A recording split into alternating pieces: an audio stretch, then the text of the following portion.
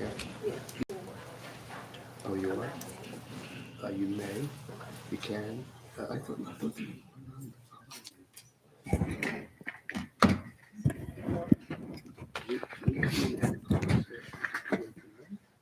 Got me. I I just mean, I do have the resolution. I do have the agreements. all right. So if you, Depends if the council's ready. you know what you do, just say it's possible. Talking about the back, right? Yes. Okay. It just say it's possible. Okay. That way you get us all close. Okay. Almost said good morning.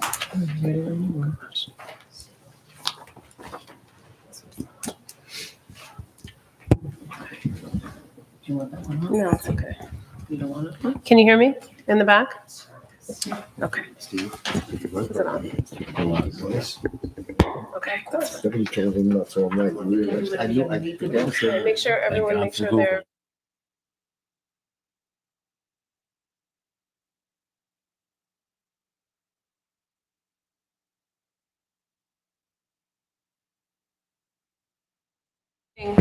Welcome to the regularly scheduled public meeting of March 6, 2023 of the Township of Washington Township Council. Adequate notice of the meeting was given in accordance with the Open Public Meetings Act by the Township Clerk to at least 2 newspapers in January, and this meeting has been posted on the Township Bulletin Board, electronic message board, WCTV, and on the Township website. Please notify the municipal clerk for any disability requirements necessary for attendance at mayor and council meetings. The fire exits are located through the double doors to your right and through the door on your left. Please silence all cell phones. Salute to the flag.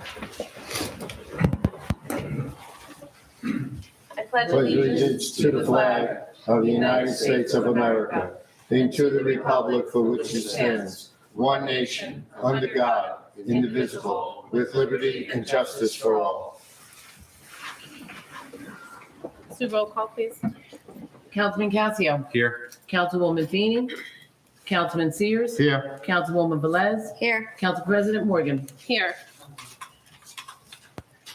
Let the record reflect also in attendance, Mayor Calamari, Township Administrator DeCarlo, Township Attorney Poller, and Township Clerk Witkowski.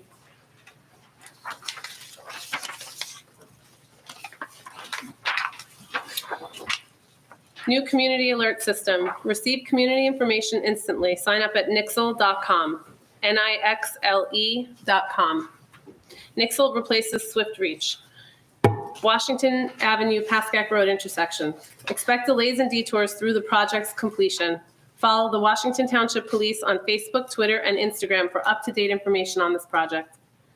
The Mayor's Spring into Wellness campaign, Department of Public Affairs, and the Green Team proudly present Township's first annual 5K Run, Walk, and Health Fair, taking place on Saturday, April 15th, 2023.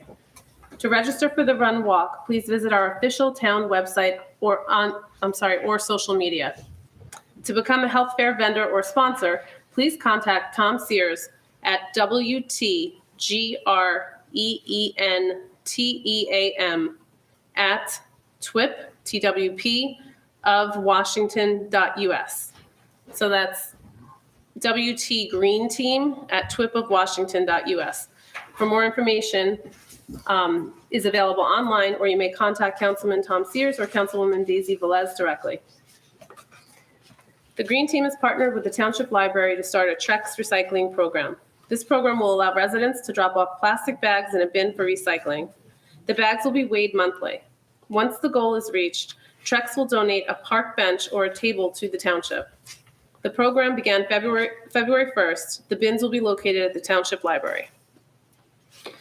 Blooming Hill Farm, Monroe, New York, sponsors a community-supported agriculture, which is a beneficial partnership where consumers receive fresh produce while helping to sustain the livelihoods and stewardship of farmers. The CSA runs from June 1st through November 23rd for a total of 26 weeks. The members may select all weeks or choose their own delivery weeks, minimum of 10. If anyone is interested in volunteering or being a consumer, please contact the Green Team. As per Ordinance number 22-18, tree vendors must be registered to work in the township. Please visit our website for the tree vendor application. Please note our elevator is back in service. As always, the drop box is open 24/7. For any correspondence, please label accordingly. Animal licensing for 2023 is a $25 late fee, began March 1st. The Township of Washington Ambulance Corps is looking for volunteers. If you can volunteer, please call WTVAC headquarters at 201-664-9784. Leave a message and either President Bob Ehlers or Captain Trevor Landau will return your call. The next council meeting will be held on Monday, March 20th at 7:30 p.m. Okay. That's okay. Okay. We have an approval of minutes for April 4th, 2022, public meeting and conference meeting budget meeting. Can we do the So moved. one? Second. So roll call? Minutes? Councilman Cass, I'm sorry. Are you good? Yeah, I just want to know, can we do minutes all at once instead of going each individual? Is there people who are not voting on one though? Is there, I don't think so. if everybody's voting? yeah, I think everybody's on. Uh-huh. everybody's If everybody's business. on, then you can do Okay. Okay. all together, read them all, and then you can have a motion on all of them. No one has to recuse themselves from all of them. Nobody's recusing and you're all voting. Okay, great. Okay, yes, okay. All right, so approval of minutes for April 4th, Yeah. 2022, for the public meeting, conference meeting, and budget meeting. April 18th, 2022, public meeting and conference meeting. May 2nd, 2022, public meeting and conference meeting. So may I have a motion? So moved. Second, So roll call? Councilman Casio, Yes. Councilman Sears, yes. Councilwoman Velez, Yes. Council President Morgan. Yes. And now the report of the administrator. Thank you, Council President. I'd like to provide some updates on some resident concerns. To begin with, Mr. Agnillo's continuous concerns regarding the designation and removal of designation of the C1 waterway from the unnamed tributary that runs behind Meissen Street. We're still working on it with Mr. Yakimic. As you can see, he's in the audience, and we're prepared to discuss further during the conference agenda with that topic being on the agenda. Mr. Agnello also has a concern regarding the existence of an easement on his property and on his neighbor's properties on Meissen Street. He did provide us with a deed and title insurance which reflect an easement on his property. Those documents have been provided to Mr. Yakimic and our attorney Ken Poller for review. Mr. Agnello has been requested to obtain a copy of his title commitment, which I'm sure he's working on. Ms. Pastano's concerns regarding uneven pavement causing noise and the floodlights remaining on at the Emergency Services Building. The pavement was re-smoothed again on February 23rd for its second time. It appears sufficient and has been reducing the noise. It will be permanently repaired once the Emergency Services Building lot is paved. We're hoping for sometime at the beginning of April. Also, the floodlights remaining on, the ambulance corps and the fire department have taken physical measures to prevent the floodlights from inadvertently being turned on and have also communicated the same to the members.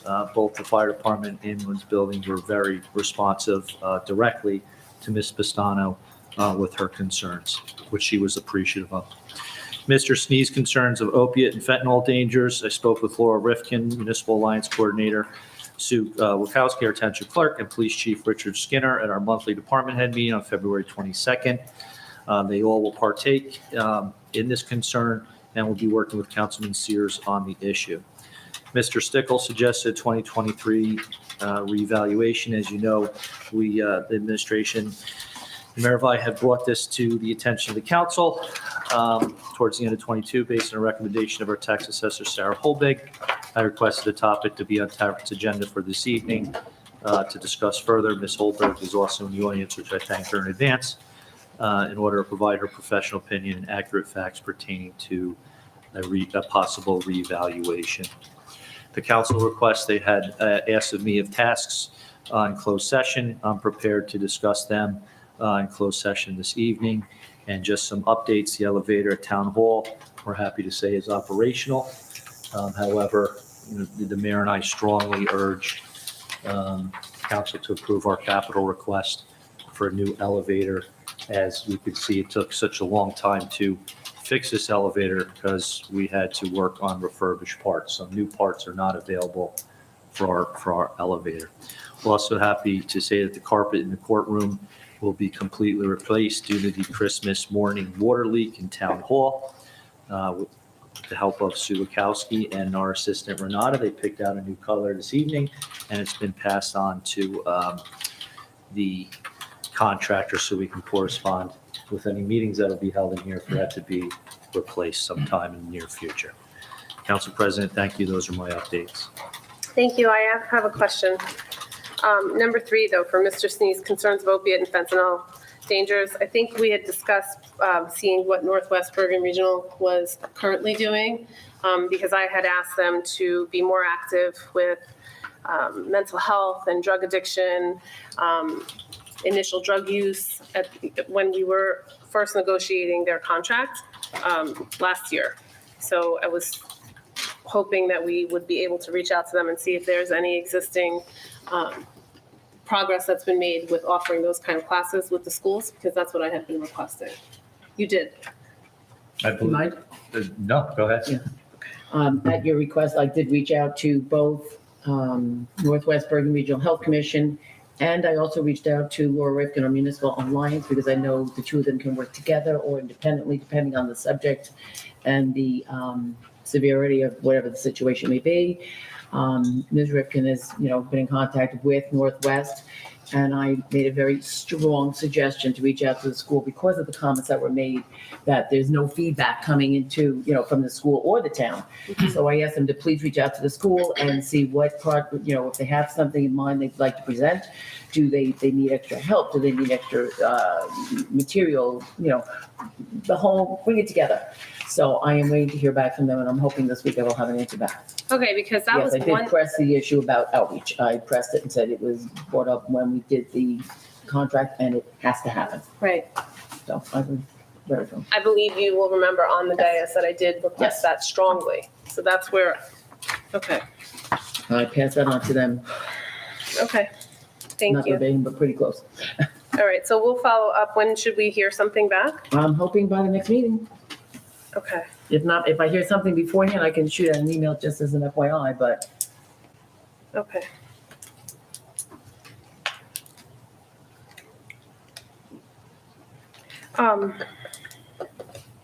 Is there a way that I can speak with them? Only because I just did wonder what the outreach looks like for the younger students, not just the high school and the middle school. But when does the conversation start in their professional opinion? And is there something geared for the younger population? Mr. Paula, how should we address that Or as a could we just council? delay? to, Can someone just send an email? Yes, just send an email. Am I allowed to send an email? No, Okay. I should do it in Yeah. this. Okay, that's what I thought. Okay. but the clerk can send it. Okay. Okay. Thank you. Sure. Thank you for your update, Mr. DiCarlo. It was very thorough as usual. Appreciate it. Mr. Mayor? Thank you. Good evening, everyone. Thank you for coming out or tuning in. Police Department news. The installation of electronic door locks has commenced at their headquarters. The department participated in both Resident Appreciation Weekend and Bethany Community Center's Night to Shine event. The command staff has begun the interview and selection process to replace a spot opened by a recent retirement of an officer. The command staff also met with members of the fire department and Goosetown Radio regarding installation of a backup radio system at the new emergency services building. Happy to say Patrol Officer Alyssa Babadia attended the New Jersey Women in Law Enforcement Training Conference. Recreation news. The 2023 lacrosse season will be starting soon. If you would like to volunteer to help with the program, please contact Dan Scudieri via email for more details. The Fun with Art program is also back for its second season. We have another good enrollment for the program. The instructors are looking forward to starting. First class is tomorrow, March 7th. The men's over 33 softball program registration is open. Registration for that program will end on Friday, April 14th. Please visit the town website for more details. Fire department news. The department responded to multiple fire and CO alarms. One fire call on February 4th was an out-of-control fire in a fireplace that started to set fire to the mantle. The fire was quickly extinguished and no major damage reported. The department is eagerly waiting construction to be completed on the parking lot. DPW news. They are performing scheduled inspections of both sewers and catch basins. The staff continues to take their safety training classes, and they are servicing the vehicles in the fleet and other equipment for the upcoming year. DPW facility news. Last week, I met with our engineer, architect, administrator, and the DPW superintendent. We hope to have the project out to bid in June of this year.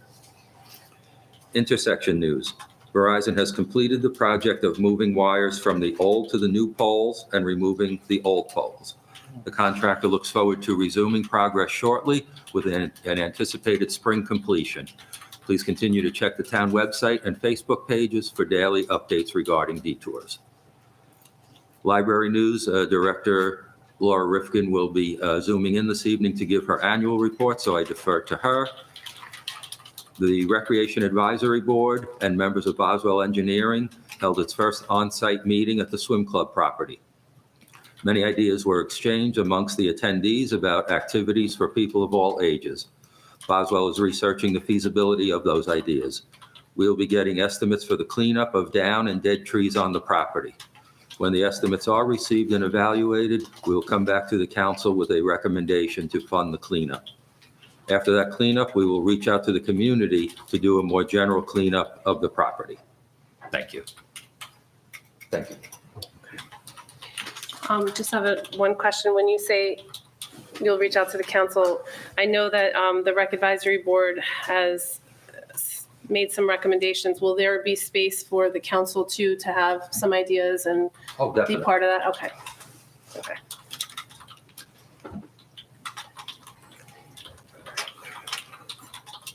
Okay, report of council. I'm going to, Councilwoman, I'm going to actually start with Councilman Sears. Thank you, I'm going to start. Council President. Good evening, She everybody. was online. It's online. She was online, but I don't know where she went to. Is she on the line? She was, but I don't know where she is at the second. I just turned my head away, so I'll watch for her. How long has she been in the meeting? Because I didn't even introduce, I I didn't think know. only a couple minutes. I did not see her on here. I've been busy typing. Okay. I'm sorry, go You ahead. good? Okay, thank you. Good evening, everybody. As the council president stated, Health Day will be April the 15th from 10 a.m. to 3 p.m. down at the Bethany Community Center. If you know of any medical group or athletic group that would like to join us for that day, please have them reach out to me. We also have the 5K run. I'm sure Councilwoman Velez is going to talk about that. Also, I want to give an update on veterans through the VFW. The VA has updated its emergency contact list or its emergency clinic. If you are a veteran and you have signed up through the VA, you will get a medical card. They will allow you to go 3 times a year to any emergency clinic within Bergen County or within a 25-mile radius. You will also, if you get a prescription, they will also pay for the prescription from the emergency clinic that you get. The clinics and the pharmaceuticals are on the veterans website, or reach out to VFW Post 6192. We have a list of them also. The Trek program is now in full force at the library. And Laura, we had to put the second box out because the amount of plastic that's coming in. Please continue to bring it to the library. When we weigh our plastic and we give it to Trex, when we reach a 500-pound point, they will donate plaques, a bench, or a community table for us. But we also have the old cell phone collection box in the library. And please feel free to drop your cell boxes off. Matter of fact, that's the box right there for the library. And we do get X amount of dollars from old cell phones that will go back into the green team. Excuse me. Myself and Dan Scuderi completed the Rutgers training for our CEUs to keep us within our forestry grant. That was a whole day class. Both Dan and I completed the course, and we were awarded 6 CEUs each. Going on to fentanyl.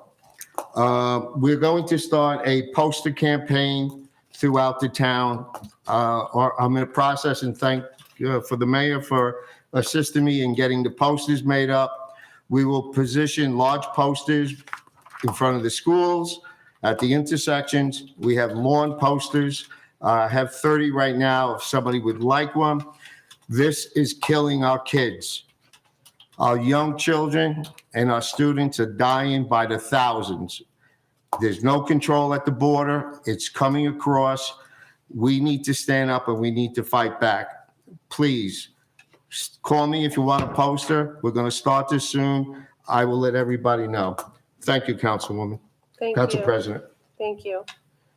Councilwoman Boaz? Thank you, Council President. Okay, so in February, we held our second Resident Appreciation Weekend. We love our residents. This, like I said, is our second year, and it went very well, and it continues to grow. It's just a small token of appreciation to our residents for making Township their home. I want to thank our vendors that worked with us. Conrad's provided hot chocolate. David's Bagels provided bagels. Township Theater held a family-friendly movie, and the library provided a craft to go with the hot chocolate.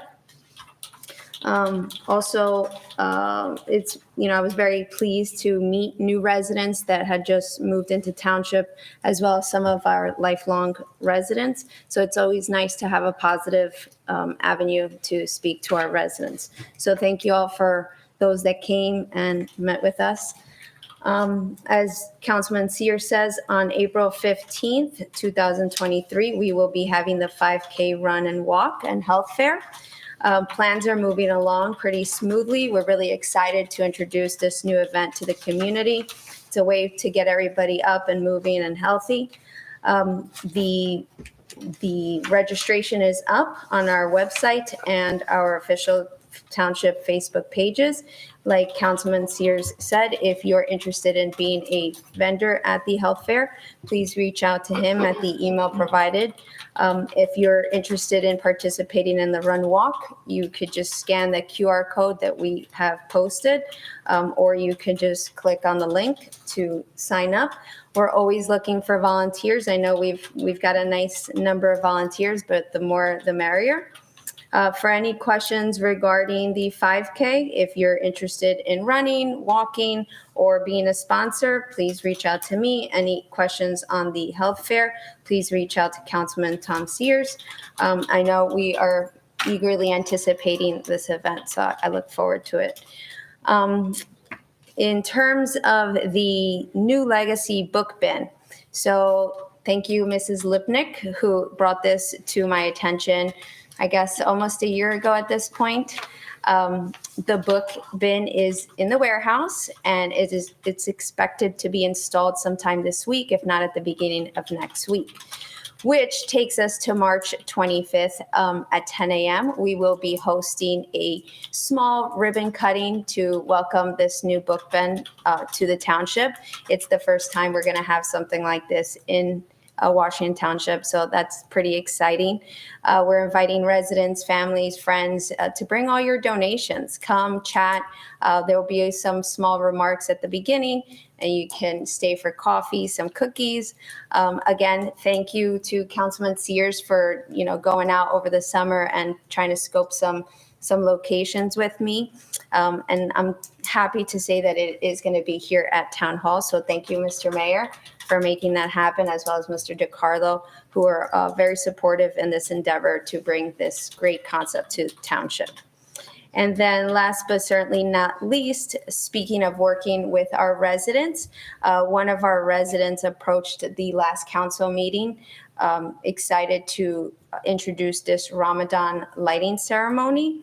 She had reached out to the mayor and I in regards to it. So I'm glad that she was able to come to the council meeting and share her ideas. And I want to thank the council for their support on that. So on March 19th at 6 p.m., this is the first time this will happen in the history of Township. There will be a lighting ceremony to welcome the beginning of Ramadan. Just to give you a little background, Ramadan is celebrated by over 1.6 billion people across the world. So it's a good way for us to, be more inclusive of some of these major religions, the same way we do for Christianity and our Jewish residents.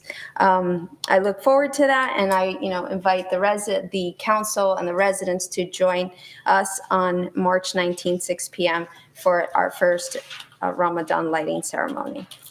And I think that is all I have right now. So thank you. You're welcome. Councilman Casio. Yes, thank you, Council President. Obviously, lots going on in Township between the other councilmen, and I've been very productive going over the budget that was presented to us last meeting. It looks like the projected budget is going to go up almost $2 million from last year's, if I got the numbers right. And I think that's going to be a major hurdle that we have to broach here during our budget meetings, because that's a significant increase. And I think the township really has, or the council has, a very hard job ahead of it to bring that number down. Our economy is not doing as good as it should, and I think it's going to cause a major impact to our residents. So in that respect, I hope the council works together to get this budget down to a reasonable number, and that's going to be my focus for the next 2 months. Thank you. Thank you. So basically, I just want to piggyback a little bit off of the opiate crisis. This is definitely an area that I see on the daily basis in my line of work. I feel that we definitely need to lean on what we have, our current resources, the health department. However, I do think that as parents and teachers, whether there's an initiative out there or not, the conversations need to be had. I know we expect a lot at the Board of Ed level. We want them to talk about it, to teach, to our children, but we have to start talking about it at home. So there are resources around, there are available. I know the Stigma Free page has a bunch of resources. Many of them do have tips on how to talk to your children about mental health issues, including substance use. So I'm going to implore everybody, if you could just start the conversation. The younger your children are, your grandchildren, when you start talking about it, the more normal it becomes to discuss. It's no longer a whisper or something to be shameful, and you remove the stigma. So I don't want to stand on my stigma-free box up here because I'm Councilwoman Morgan right now, but normally I will tell you the stigma piece is so real, I feel it needs a little bit of a highlight tonight. Please speak to your children, speak to your spouses, and figure out a way that you're going to talk to them about this opiate crisis, because there's no boundary around Washington Township. There's no demographic that it attacks specifically. Everybody's vulnerable. It's made to look like candy these days. Councilman Sears and I discussed possibly working with WCTV at some point to run commercials around it, to discuss and to highlight the importance of having those crucial conversations, those difficult conversations. And with my background, I can definitely shed some light and be a resource. So there's stuff on our Stigma Free page, but please, if anyone is interested and would like to speak with me personally, I'm definitely willing to do that because I'm passionate, about that. That brings me to Stigma Free. We are definitely looking for, you don't have to be an expert to be on the Stigma Free panel. It is basically community involvement. The only way we're going to grow our Stigma Free is if we have volunteers who are just interested in making sure that we're a community that accepts people who are struggling with mental health, loved ones who are struggling with mental health, or just want to be part of something bigger than themselves. And then last, I would say that I am also looking at the budget and very excited. I never thought I'd say that word, but excited to dive into it to try to see where we can creatively cut it and still improve and move the town forward, but in a reasonable and responsible, predictably paced way. So that is my focus, and that is all I have.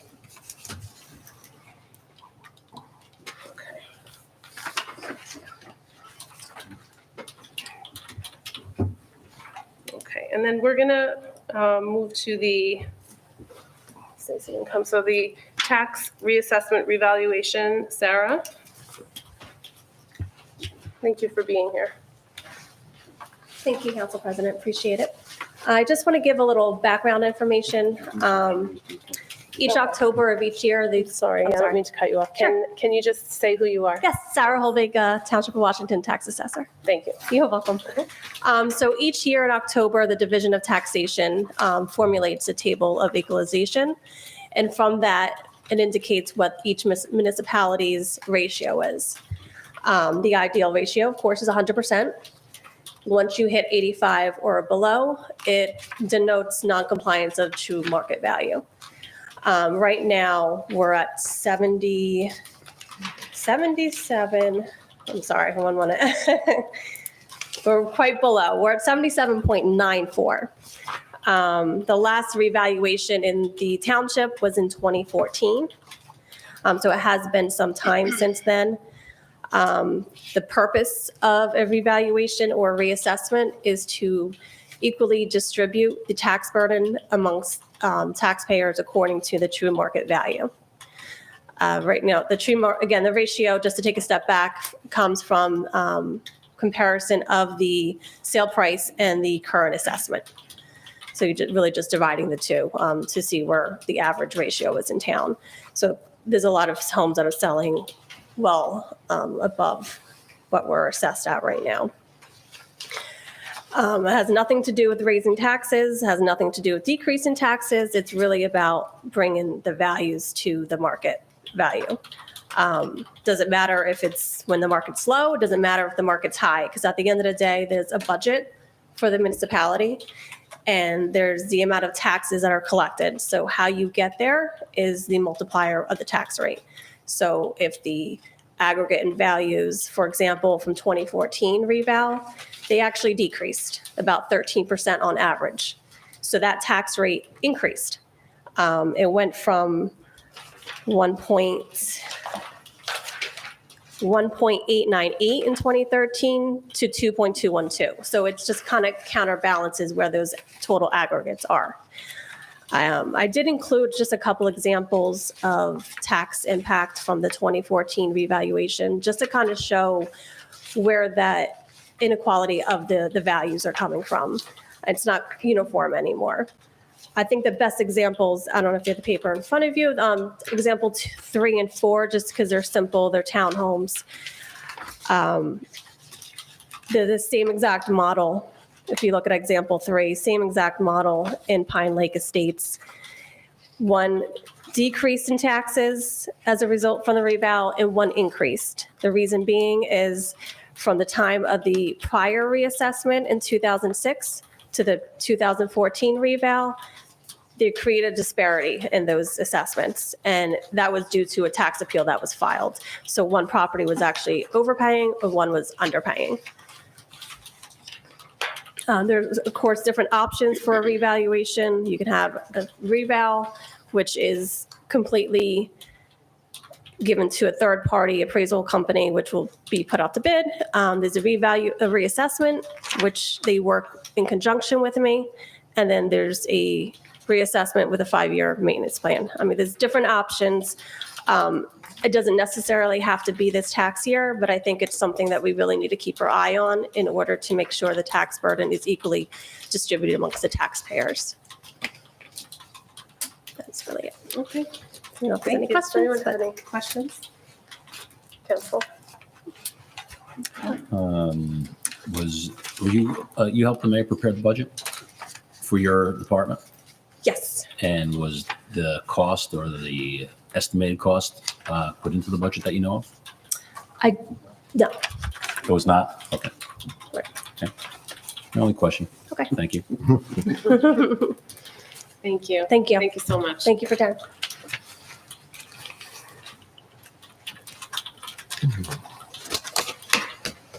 Is Laura on? She is here. She's here. No, I mean, we're on the. Okay, okay. Okay. Next, we have the Township of Washington Public Library Annual Report. Laura Rifkin, Library Director.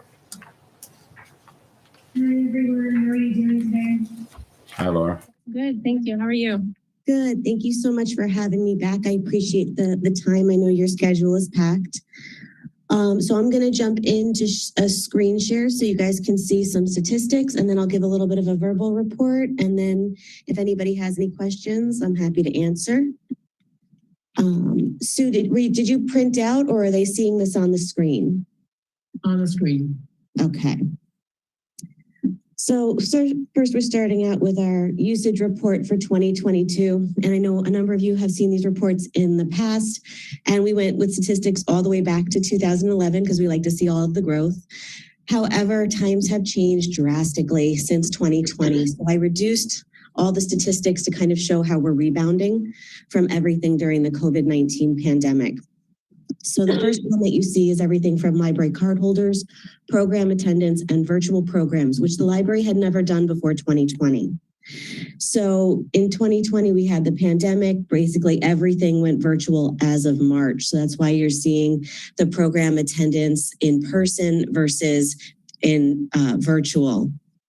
2021, you'll see we had some hybrid operations in the library. We started reopening. By 2022, the winter was hybrid, but by spring, all services were back in person. And by August, all 4 evenings were restored. So we were fully back to our normal hours. So program attendance in person obviously went up drastically since 2020 to 2022, and we're starting to see a decrease in virtual programming attendance.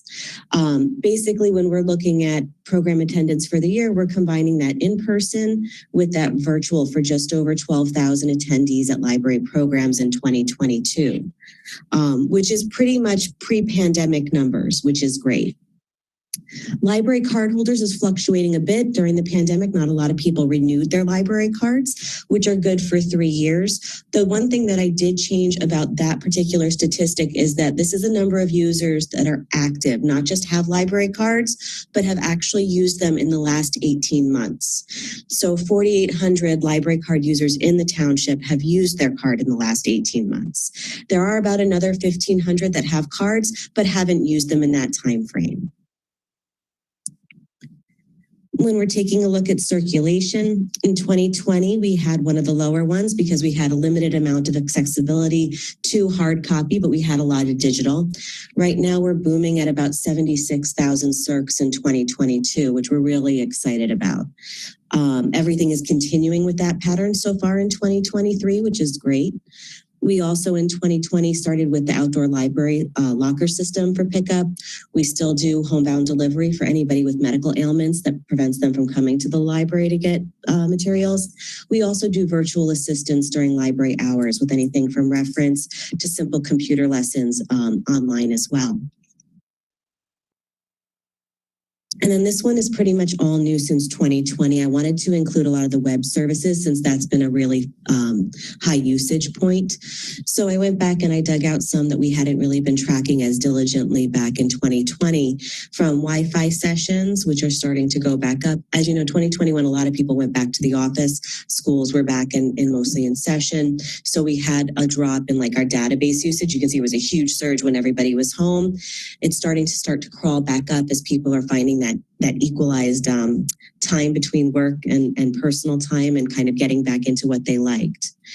And then we have our computer sessions, which are also starting to rebound as well. So the Wi-Fi, though, is pretty, that's higher than it was pre-pandemic as well.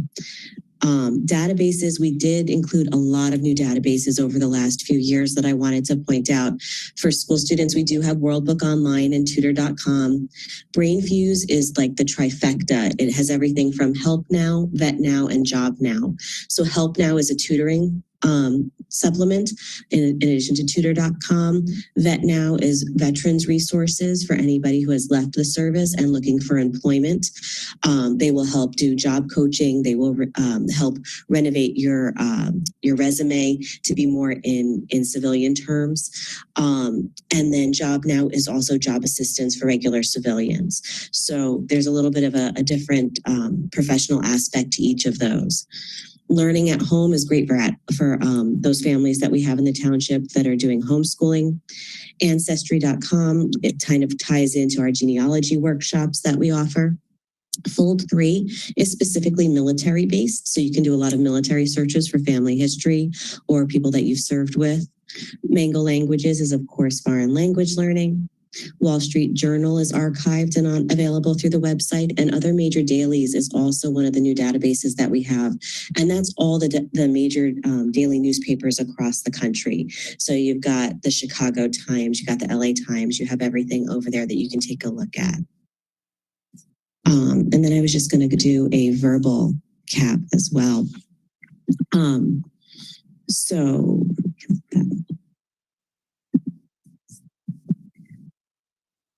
Basically, in 2022, we started with our newsletter is now every other month instead of quarterly. We've had a lot of new programs grow.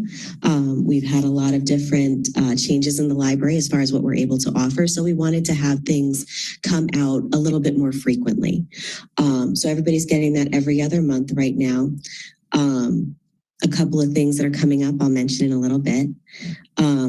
Back in the spring of 2022, we had our outdoor table and gardens were all redone thanks to a large donation from the women's group of Washington Township. So they took care of that for us, and that was really well utilized all summer and into the early fall. So we're looking forward to having that back up and everybody being welcomed to that.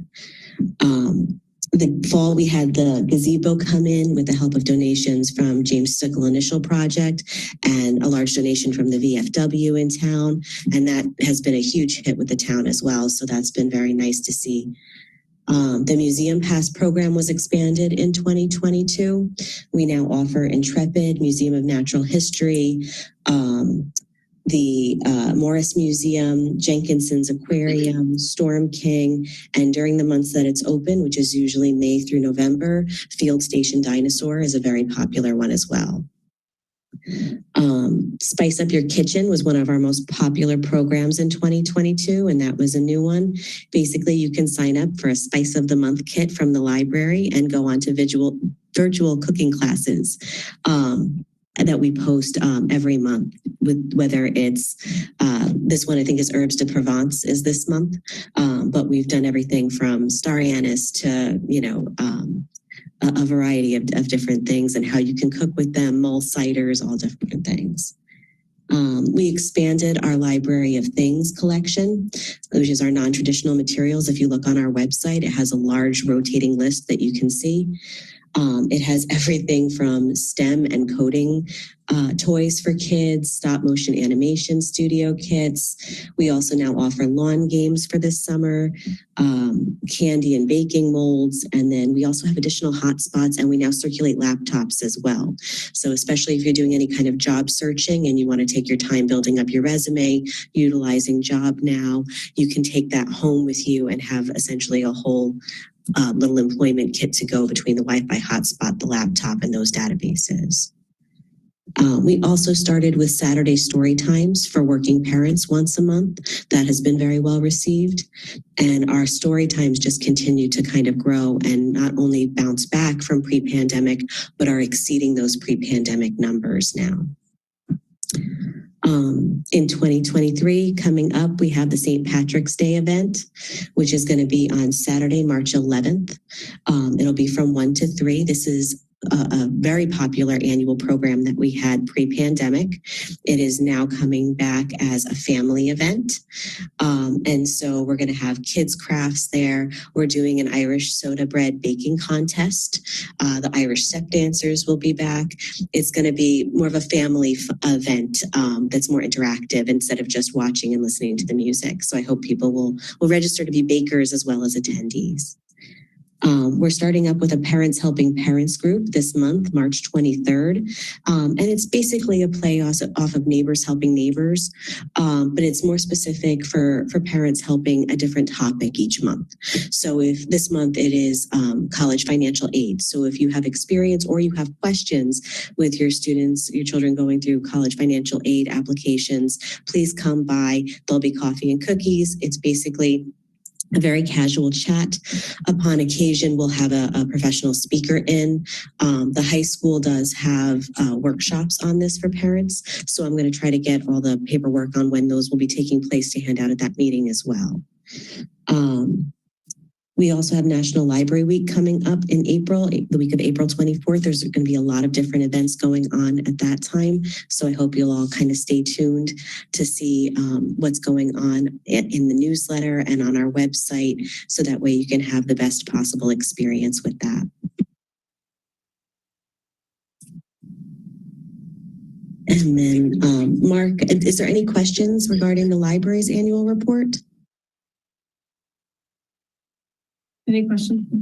I don't think it's as much as questions of, wow, what a great job you're doing.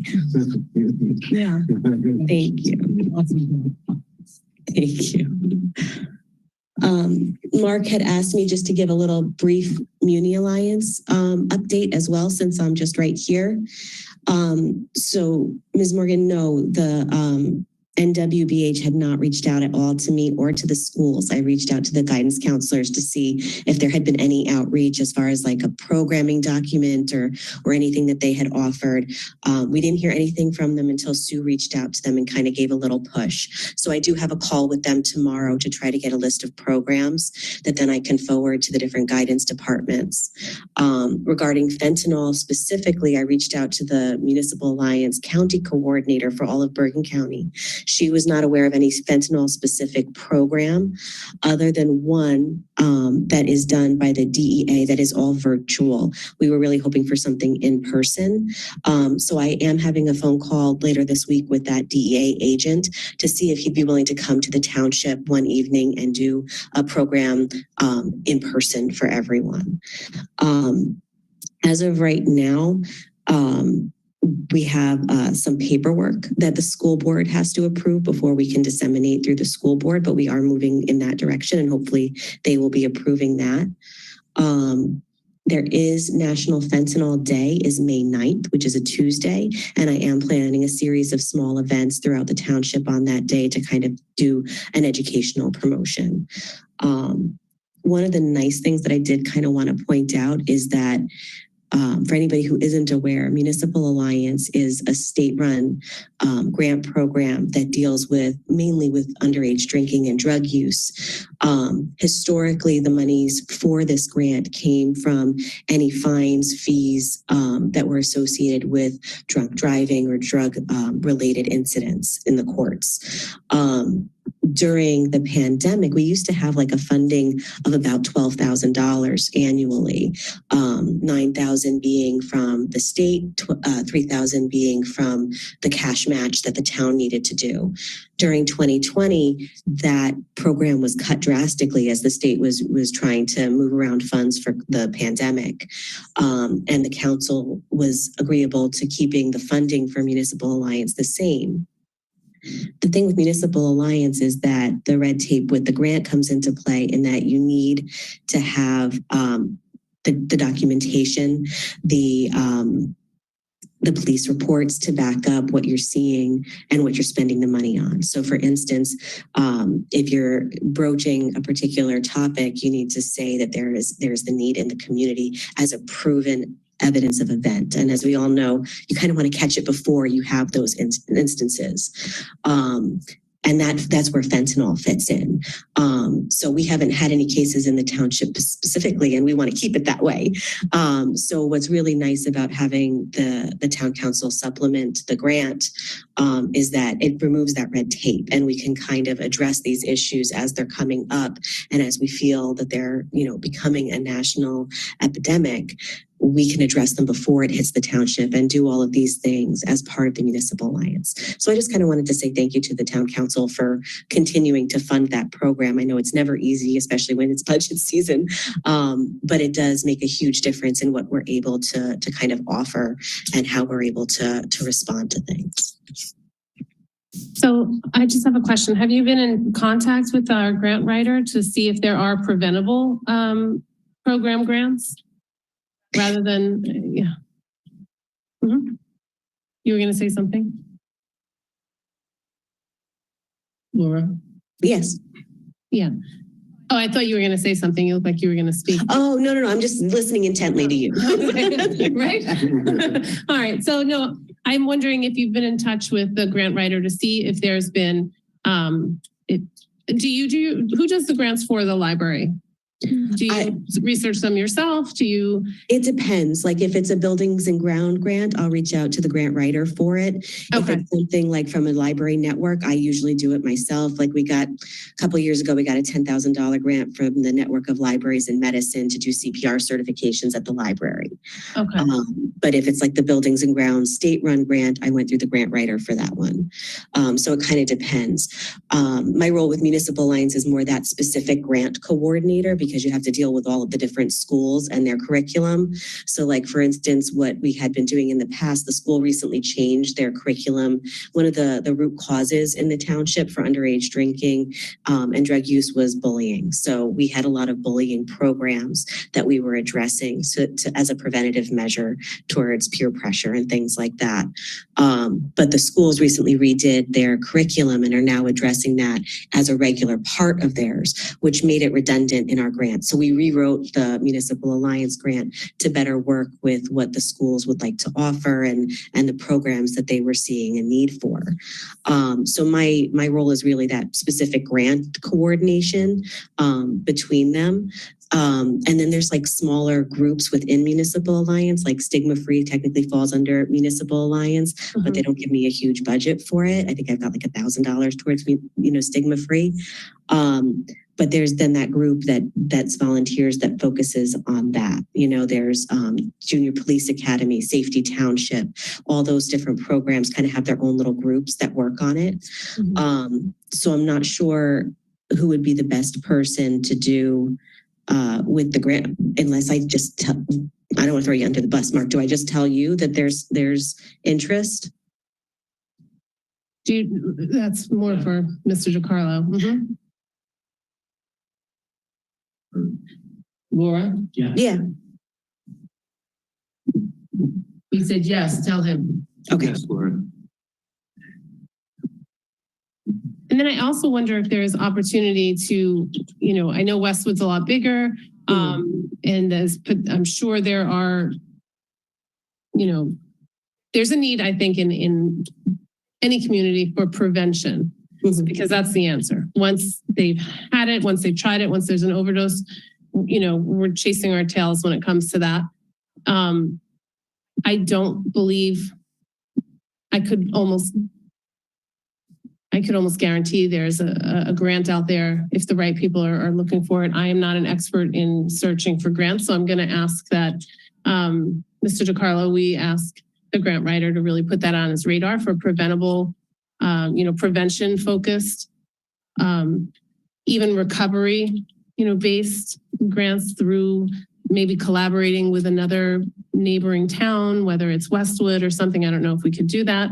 But I know our Stigma Free has been in contact with Westwood to see if we can combine so that we get more out of our, we become a larger resource for the area, for the community.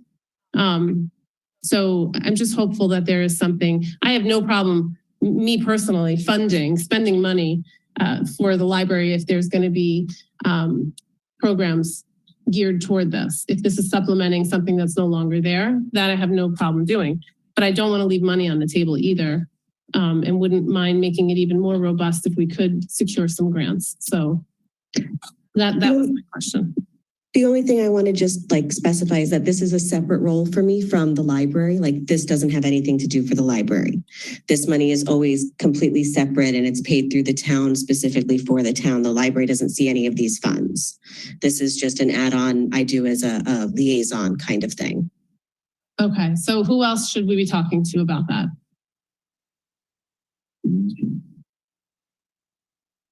I'm not sure if you're asking me or Mark. I'm sorry. Mark, I guess. Council President, I'll work with our grant writer to see if there's anything out there. Perfect. And then that would go through the library, though, through the municipal arm, correct? Municipal Alliance arm? It's not to the library. It's separate as the Municipal Alliance. Okay. Okay. Yep, perfect. Okay. If anybody is interested in the older statistics, feel free to let me know. I can always email them to you if you really like to read that stuff. Otherwise, feel free to reach out at any time.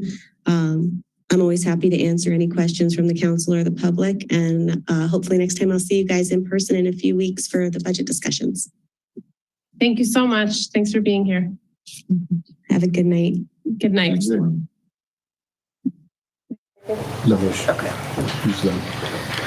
Okay.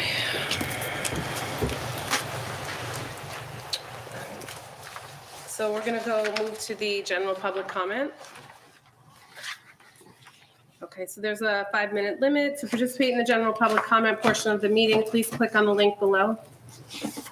Please click on the link below to join the webinar. If by phone, *9 to raise hand, *6 to unmute. Each person wishing to address the council shall give his or her name and home address for the record, and we ask that only one person speak at a time with a 5-minute limit. Speakers are to direct all questions to the council president. All members of the public and council are expected to conduct themselves in a proper manner. Any derogatory, abusive, or threatening statements will not be permitted, and the council president will immediately rule such conduct out of order and terminate any further comments. Motion to open public comment. So moved. Second.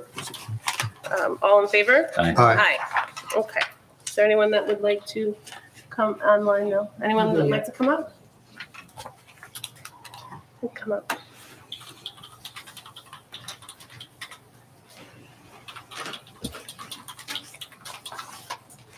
Good evening. Julianne Lipnick, 184 Affinity Place. I'm here to address the article in the Pascack Press. Council looks at parking restriction sidewalks downtown. Mr. Olahan, as a reporter, it is your job to report the facts, and your fact painting me as the villain advocating no parking on the south side of Affinity Place couldn't be further from the truth. Since you did not research nor contact me for comment, I will present the facts to you. The concept of no parking on the south side of Affinity Place was developed by this mayor and council in the name of safety. The pedestrian walkway midway on the block has existed for 50 plus years, predating my time here in town. It was probably established when the shopping center was built to service the northern residential area. Many children in the neighborhood, including my own, rode bikes to the shopping center through the walkway without incident. Then in 1999, without notice of public hearing, the center was expanded, loading docks relocated facing our home. The berm, the plantings, fencing, gate was sort of a peace treaty along with a quiet ordinance established by the town administration at the time. Today, because the kids ride oblivious to cars, in the name of safety, this mayor and council closed the walkway, installed a stop sign with a hook, a look both way hanger in the far driveway right before the library driveway. With cars parked on the south side, the mayor felt visibility was obstructed, and so the concept of no parking on the south side was developed. It began with the pruning of the trees. Now the berm above the edge of the fence where the cars are parked became the crosswalk. Only a portion of the street was designated no parking. Last year, it was said that the ordinance as written could not be fully enforced because if a driver is behind the wheel, it was standing. And this is what many landscapers do. So it was said that the ordinance would be rewritten. All I did was follow up with the mayor and council. With cars parked, many SUVs in the clear zone, another hazard was created to mirror the one for which resolve was to be. Kids on bikes and foot cross over the berm at all locations and between parked cars. Try stopping in the rain when you don't expect or see someone to run out between cars. So I followed up on promises made. It was also suggested by our mayor that perhaps the fence could be extended the length of the street to Pascack Road. Not only would that stop the crossing issue, but it would prevent the overflow of trash onto the lawn of the residents on the corner of Pascack and Finnerty, as previously addressed. In a casual conversation I had with Police Chief Skinner, he thought the fence was a good idea. I agreed, but I credited the mayor because it was not my idea. Way back, I suggested a yellow area at the top of the block, as visibility is often obstructed by vehicles, especially the landscapers who park too close to the corner. For years now, there has been parking on both sides of the street and in front of my house. If I didn't want parking on Finnerty Place, why would I not complain about the cars parked in front of my house?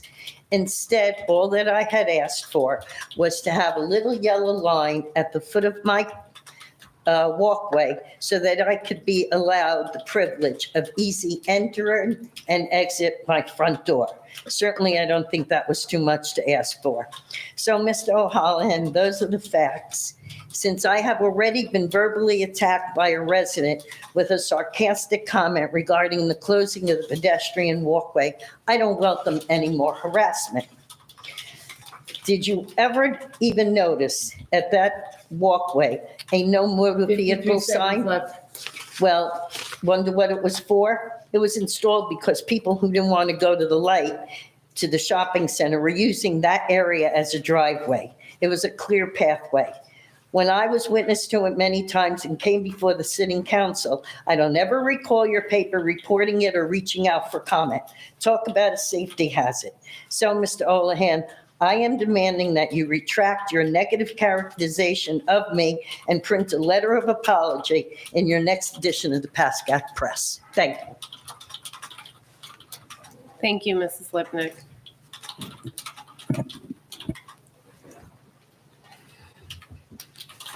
Is there anyone that would like to come up? Council President, I would just like to apologize on behalf of the whole town if you are taking, rude comments and things like that, just to try and solve a safety issue. You know that's not what this town is about, and I apologize. May I come back up? Or just comment? I'm being advised no, but sorry. Yes. Mayor, because you know what recently has happened.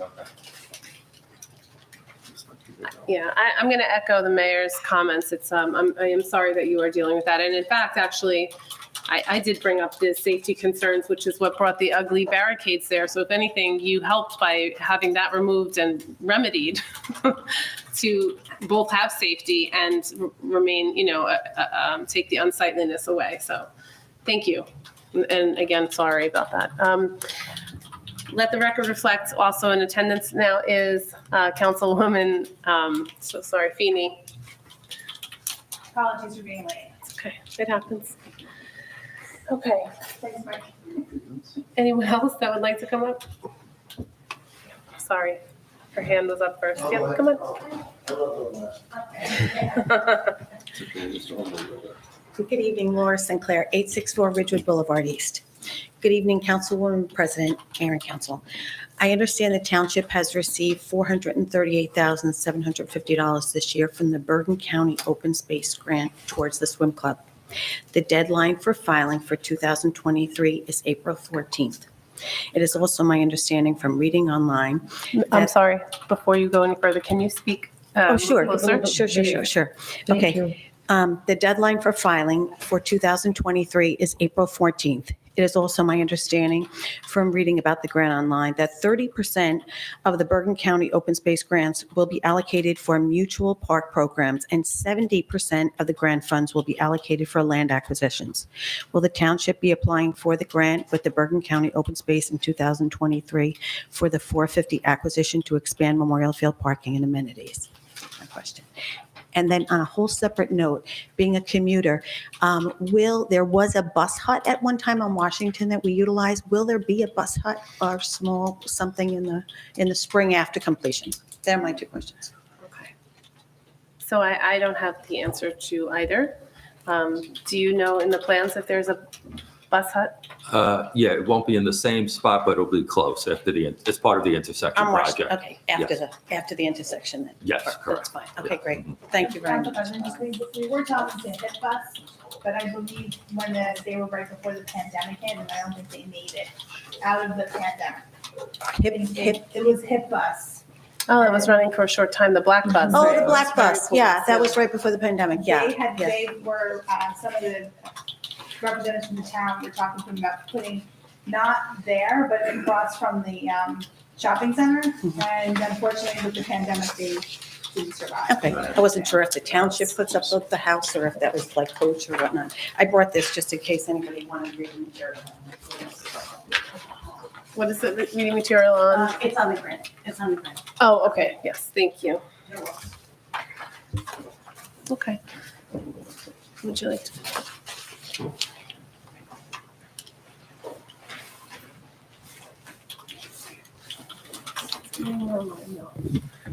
Hi, Mike Agnello, 667 Mason Street, Township of Washington, New Jersey. I've been coming here now for 4 months. My subject hasn't changed. My questions haven't changed. I haven't gotten many answers, but for 4 months I've been coming here. I've been supplying information, paperwork, documents that have caused enough people to question the situation. There's reasonable doubt that what I've been telling you is true, that there has been some misinformation given either by one applicant or the other. It's something that seriously faces, impacts our town and our community and our neighborhood. And I'm asking the council to budget the money to reapply or reinvestigate the past applications, take the two applications side by side and determine which one is wrong. We have two engineers that looked at one piece of land and came up with two different maps. One is one way, one is the other. I'm willing, as a resident, to participate in the expense of the cost. I'll put up $5,000 with the town if they reapply for this correction. Okay, it's important to me to know that whether I've gotten screwed or I haven't gotten screwed. Okay, if you people could, if the board could put our engineers on it, where they could come back and say, Mr. Agnello, the applicant was totally right. The first engineer was wrong, which would be the town's engineer, was wrong, and the second engineer was right. I'll walk away from this. But we only have two applications on the same piece of property with two different answers. We need to know which one is right, because it drastically changes the face and community of this town, the decision that is made. Okay, if I'm correct, you know what takes place. Okay, and I don't know why we're all afraid to find out if I'm right. I'm willing to put up $5,000 of my money with the towns. It's only about a $10,000 expense. I'll foot half the bill. What else can I do? 4 months, no answers. Can we get a motion to do this? I don't know if it can be made at this meeting. For 4 months, would I have to keep waiting? If we keep waiting, there's going to be a shopping center on the corner that can't be torn down. I just want an answer. Who's right? Who's wrong? Was Tatil right or Boswell? Somebody has to let us know who was right. Okay? That's all I want to know. I'll come back 5 months. I'll be here in 2 more weeks, come back with the same question. Just answer me, which engineer lied? Okay. Thank you. All right, thank you very much. Council President? Yes. May I ask Mr. Agnello a question? Sure. And for full disclosure, I am a firefighter with Mr. Agnello, and so I just want to bring that out. You requested the council to half foot a bill. You want to pay $5,000 towards whatever it is to resolve an issue? I'm willing to, yes. With If money is an issue for the town, I'm willing to put some skin in the game. Are you? Council President, so in regards to that, Oh, wait, make sure your mic is on. That's what I was just told. Sorry. On the Can I conference, finish? well, I was just What going to bring minute? up a point with what you were going to say. Oh, okay. So what I have on the conference agenda actually is to find out with an update from the last meeting, but also to inquire with Boswell how we redo the application or go back and make a reevaluation with the DEP on the waterway and get the paperwork and all the application and have them come back to us and say, who approved this? To go in that route and then say, well, was the town informed, were the engineers? And then get in writing from the DEP how we proceed forward. So we know exactly what we need to do to get it reevaluated. But do you agree that one applicant had wrong information? I agree that we have misinformation sitting with us and that we have to get it cleared up. And that's why I think the request of the DEP. And I think the answer needs to be made before there's a zoning board decision in this town. Well, unfortunately, they're autonomous to us, so we cannot impact what's going on with them. However, but I think I've asked to the DEP, which I've called, and asking them, could you please let us know what happened, in a fact pattern, like in 1997, in 2000, and whatever. These are the applications, these are the forms, this is what the town needs to do now, and let's get it from them since they're the ones who are gonna make the decision, and then figure out how to go forward and what the cost would be and all that. That's basically what I have on conference agenda. If I may reiterate, I believe Mrs. Feeney has hit the nail on the head with this, going forward with this project. We need to know who's right, who's wrong before this thing gets out of hand. So I agree with you, Mrs. Feeney. And if we get it laid out for us from the DEP, who's the deciding body, in essence, what I figured out from my little knowledge on the DEP, and get the paperwork and lay it out, and then we'll know how to move forward. And I think that's the only way we're going to get it cleared up, the correct way and the correct procedural way. And hopefully a final way, so it Right. doesn't keep going back and forth on every application. Right. We can talk about it in depth a little more during conference. It is on the agenda. Thank you. You're welcome. Thank you. I didn't mean to cut you off, Council. I just wanted to say, that's why I put it, that's what I meant by having it on. No, that's fine. Agree with you 100% in your statement. Okay. Council President, if I may just respond to Mr. Ragnall.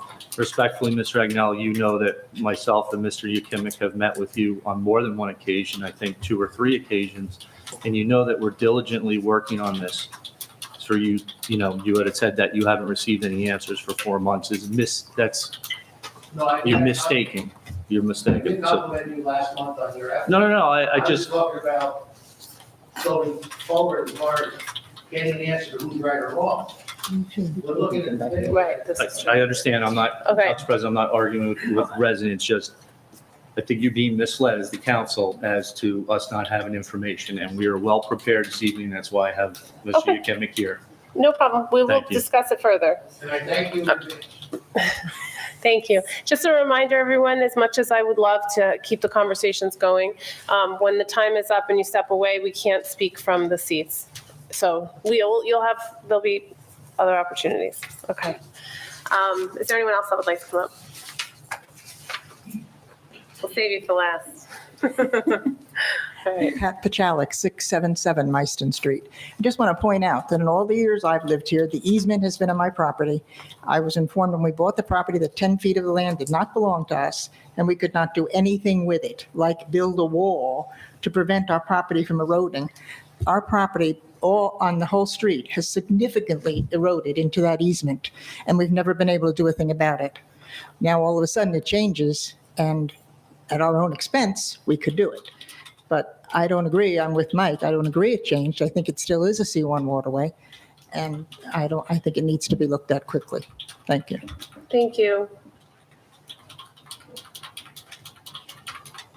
You can come up.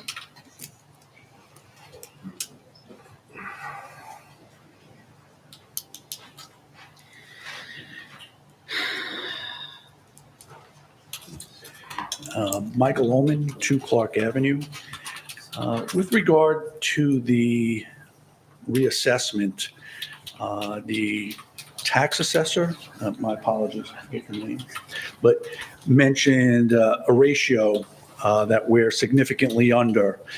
I was wondering, is there any statutory requirement in terms of time where this has to be redone? given it was last done in 2014. So are we under a clock to have the reassessment done by 2024? Is it a 10-year duration or?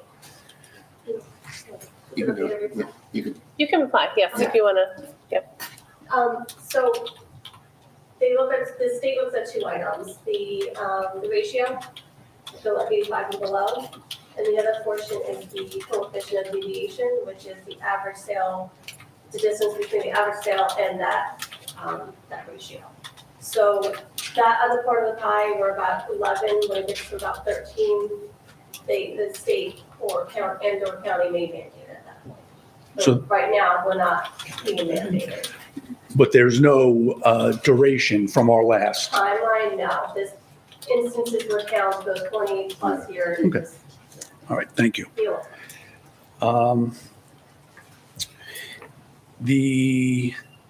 I had asked a question at the February 6th meeting.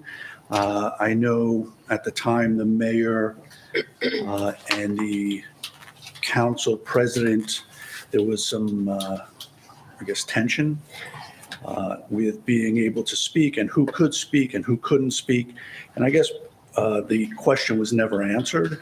So do we have a finance director? And if we do, who is it?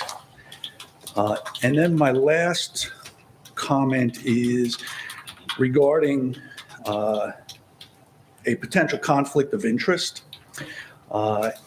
It seems that Councilwoman Feeney has a great deal of interest with the C1 waterway and what's going on there. And in the discussion at February 6th, she had indicated that she would like to attend a meeting with Mr. DiCarlo and Mr. Yukemic at the site or at Northgate because of a retention pond that had actually filled in over time. And I guess my question is, as a resident of Northgate who is directly impacted by any decisioning made by the town, should Ms. Feeney be involved with those discussions? Because to me, it would appear to be a conflict of interest. So I was wondering if you had any comment on either of those questions. Okay, it was 206. Yeah. Okay. Do you want to take some legal questions that we Well, asked? all right, so of course, I'm hearing this for the first time, so I'll give you my off-the-cuff thought process to start with anyway. So just to clarify, I just want, the meeting I was asked to attend was about the retention pond on Northgate property, not at the waterway on Meissen, not the retention pond that's physically in Northgate, just to be clear. Understood, which is why I'm saying that. Well, now it's worse than I thought it was. Exactly. You know, why would a sitting council member? I thought the C1 waterway is something that affects a larger area, just like the roadway on Certainly. Clark affects your house and you can be involved in whatever, that kind of stuff. But I'd have to get involved more in terms of what was involved and things of that going forward. But generally speaking, if you have a personal interest in something that the town is looking to do, it's really probably not that appropriate to be involved, attending meetings and things like that. And, as far as discussions and votes, I mean, I have to know more about what's actually involved, but it raises, a possible issue. But that expense would not be to the town, the expense to the retention pond would be to Northgate. Yeah, okay, well, like I said, I would But have if you to have find an it. influence, Yeah, I'd like- whether it gets done or not. Yeah, I'm not looking to, No, just, no, no, no. I'm not, So let's just be clear, because I wasn't talking about anything to do with town property or property or waterway that belong to the town. So let's be clear, we were talking about a meeting with the administrator and the township's engineer about a retention pond on property that a council person lives at. And the fact that it has filled in over time and may be contributing to an issue downstream or upstream. And that council person asked to participate in that meeting. Actually, So I my asked for only 10. question is, Let him finish. does that present a conflict of interest? Okay, and my initial reaction is I need to know more about it, but it does interest me in terms of taking a look at more of the specifics. As I said before, I thought it was more the C1 waterway, but if it's directly related to Northgate, it may raise an issue. But again, I have to ask some questions about it, and we're sitting here, I'm hearing it for the first time, and I'm certainly not prepared to say yes or no, but it's certainly something that I would look into. Okay. Just for 1 second, I want to give you an opportunity. You were trying to speak. And by the way, I don't want to say that I'm casting a negative tone to it. It's just an issue that's being presented that warrants me to at least go further and find out more about it before I, give an opinion about it. Did you want to? And as I said, I'm not saying anything negative about it or positive. It's just something that I can't dismiss out of hand.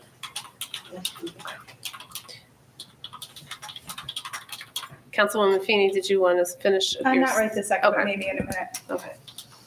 Council That's President. Mhm. The way I remember it is Miss Councilwoman Feeney had suggested that if I was having a problem getting in touch with someone from the HOA, to ask her, and she'd be able to assist. There has not been any meetings at this point. As a matter of fact, I am having trouble getting any type of response from the management company. I think the individual may have finally responded. I saw it come across my phone. However, I just wanted to add that if it helps clear anything up, that's how I remember it. So I'm happy to go and revisit the tapes, because that's, my recollection differs. Okay. There was a specific meeting mentioned. I believe it was happening the next day, as a matter of fact. Oh, no, that was the meeting with Mr. Agnello on Mr. Agnello's property. That's where the misunderstanding is. And Okay. there was a discussion that was going to take place on the retention pond. And a council person requested attendance at the meeting. Okay. So, Mr. Powell, you'll I look further will into look it. further into it. Okay. All right. And how will Mr. Ullman be notified of? Mr. Ullman has never had a problem getting notified of anything. Okay. And then his other question was the finance director, and who is that? And I do believe, Mr. DiCarlo, you were going to answer it at the last meeting. That time. Oh, well, Mayor's here, so. Oh, okay. yeah, directors work for me. Okay. There's not currently a finance director. Okay, thank you.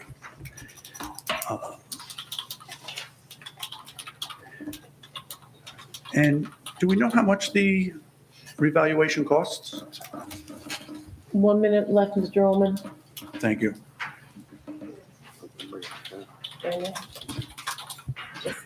I can give the quick answer maybe and say it depends on which option the council would go with. Because as the tax assessor said, there's a number of different options that they can use. Maybe the low and the high? Two. It can, it range, depending on the option, it can, and again, this is not an official bid from anything, between 265 and 300. Depending on the option, and it does not have to be done. Thank you very much. I don't know. What was Revaluation is 3 assessments. that? Okay. Okay. Is there anyone else that would like to come up? Is there anyone online? No hands are raised. Motion to close public comment? So moved. Second. All in favor? Aye. Aye. Okay. Does anyone need a break? No? Okay. Let's roll. Okay.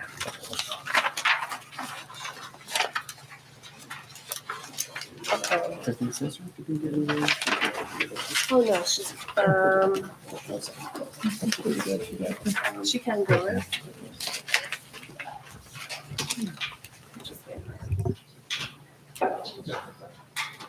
No, he's gonna let her go. Thank you. Thank you, sir.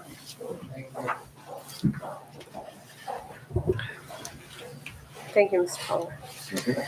Okay, so we're going to go to resolutions and consent agenda. Following items have been determined to have the unanimous consent of the council and will be enacted in one motion. Should any item require independent consideration, any council member may have such item removed from the consent agenda. Does anyone have any resolutions they'd like removed for Just- discussion? Just to discuss 180. Okay, 180. Any others? Okay.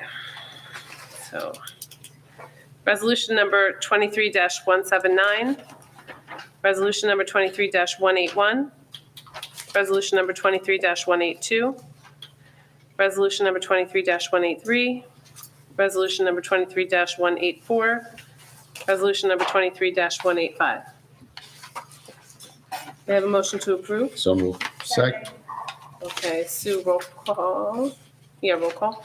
Councilman Casio. Yes. Councilwoman Feeney. Yes. Councilman Sears. Yes. Councilwoman Velez. Yes. Council President Morgan. Yes. Okay, resolution number 23-180. Just May I have a motion to discuss? So moved. Second. Discussion? Yes, the So- motion to approve, second, and then discussion. Okay, motion to approve. Should know this. All right, discussion? yes. What is it? The question was, the appropriation, is that at that 26 point, whatever it is, for a budget that's not authorized at this point? There's a magic number? Councilman, at this point, it's approximately 50% of what was approved for the 2022 budget. So our Okay. first temporary was that 26, percent, and now it's at approximately 50%. And the reason why is we have large bills that need to be paid once. It's not a quarterly, and those due dates are fastly approaching. So is that going to take us to June? You said it's 50%, right? Yeah. Of last year's budget, right? So is that going to take us up into June? I'm looking for a timeline. Yes, it does. Okay, that's a timeline, and that is within. I remember there was some formula that they can appropriate 26 point something percent of last year's budget. Is that the same number that we're looking at? No, that's the initial. Oh, that's the initial. That's the first Okay, one. This is- gotcha. This This is to pay the bills to keep Right. going, because there's front loading, particularly, I think the I library get is it. paid and a few others, Right. if I'm not mistaken. Okay, so it's about 50% of Yes, the 2022 budget. correct. Yes, sir. Okay. That's the only question I have. Okay. So you have- Sue, roll call? Councilman Casio. Yes. Councilwoman Feeney. Yes. Councilman Sears. Yes. Councilwoman Velez. Yes. Council President Morgan. Yes. Okay. Okay, we're going to adjourn to conference agenda. May I have a motion? So Second. All right, all in favor? Aye. So the next meeting of the Township Council will be on March 20th, 2023, beginning at 7:30 PM.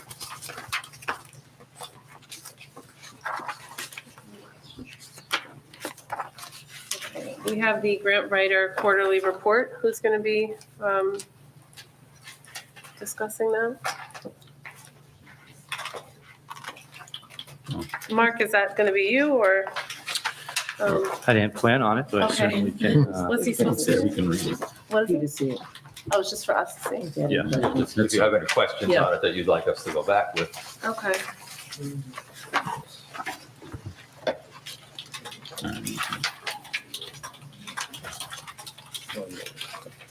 All right, so if there's no questions from council, Actually, I did have, one question. Mhm. On the,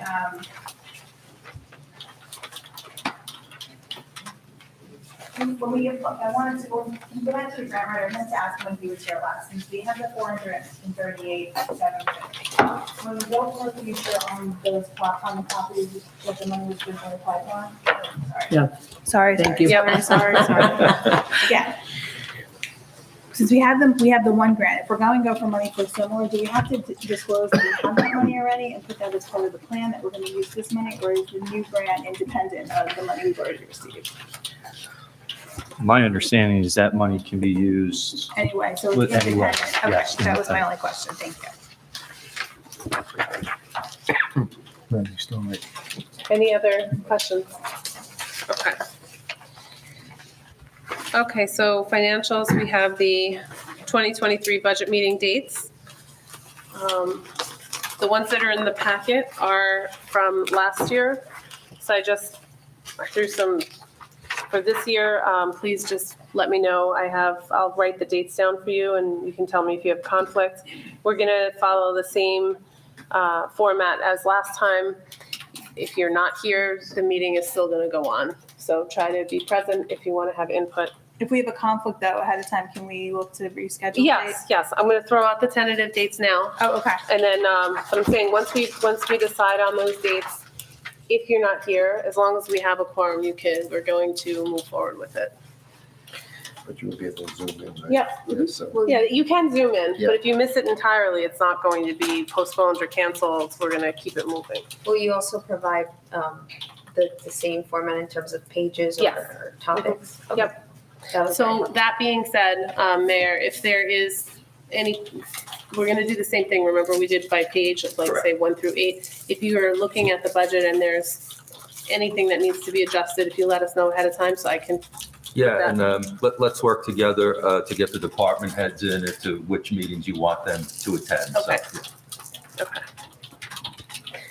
All right, so we have March 13th, it's a Monday.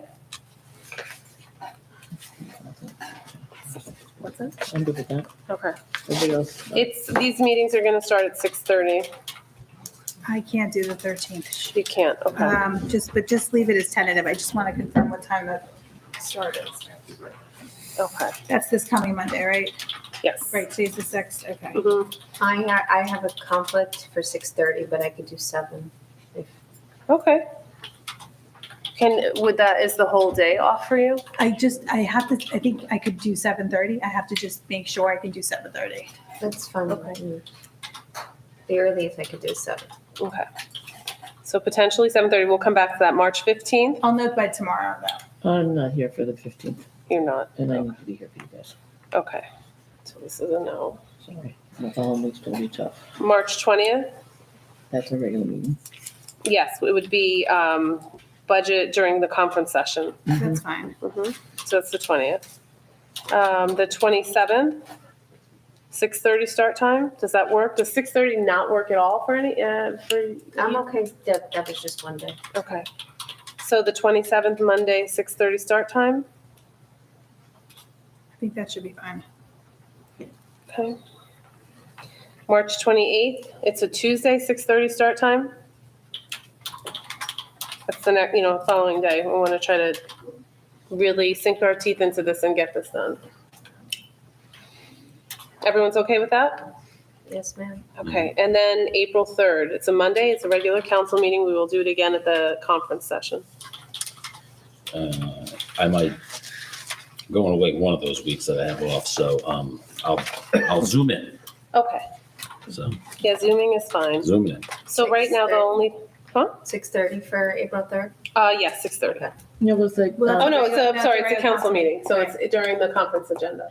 Oh, Session, okay. Conference session. But March 13th is the only day that could be a change of time start then, right? Everything else will be at 6:30 or the regular Right. meeting then. If we're gonna do March Okay. 13th, we're gonna do 7:30 start. We're not doing the 15th, right? No. No, we can't do that one. Okay.